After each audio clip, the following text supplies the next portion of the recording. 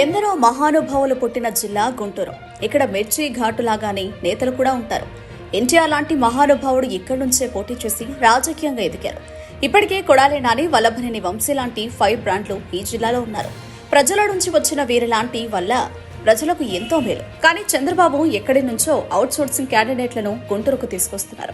గోదావరి జిల్లాల నుంచి ఎంపీ లావు శ్రీకృష్ణదేవరాయలను, అమెరికా నుంచి ఎన్ఆర్ఐ పెమ్మసాని చంద్రశేఖర్ అనే డబ్బున్న బాబును పట్టుకొచ్చి గుంటూరును వీరిద్దరికి రాసి చేస్తున్నాడు. ఇద్దరూ కమ్మవాళ్ల చేతుల్లో పెట్టేశాడు. గుంటూరు జిల్లాను మొత్తం చంద్రబాబు స్థానికేతరులకు కట్టబెట్టడం టీడీపీలో చిచ్చురేపుతోంది.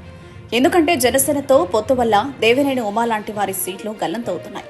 ఆయన చంద్రబాబు కోరిక మేరకు పోటీకి దూరంగా ఉంటున్నారు. పార్టీ కోసం కొన్నేళ్లు కష్టపడి కేసులు ఎదుర్కొని జైలు పాలైన దేవినేని ఉమా లాంటి వారిని ఎంపీగా పంపే అవకాశం ఉన్నా స్థానికులను పట్టించుకుని చంద్రబాబు తన సామాజిక వర్గానికి చెందిన బయటి నేతలకు గుంటూరును అప్పగించేస్తున్నారు. ఏపీలో వైసీపీ చేపట్టిన ఇన్ఛార్జీల మార్పుల్లో నరసరావుపేట ఎంపీ లావు శ్రీకృష్ణదేవరాయలు సీటు కోల్పోయారు. ఆయన నరసరావుపేట నుంచి గుంటూరు ఎంపీగా వెళ్లి పోటీ చేయాలని సీఎం జగన్ కోరడంతో అందుకు అంగీకరించలేదు.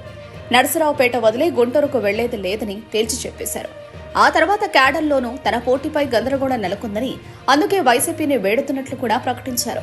చంద్రబాబు సమక్షంలో టీడీపీలో చేరిన లావు శ్రీకృష్ణదేవరాయలను కూడా చంద్రబాబు గుంటూరు ఎంపీగా లేదంటే ఇక్కడి నుంచే పోటీకి దించాలని చూస్తున్నారు.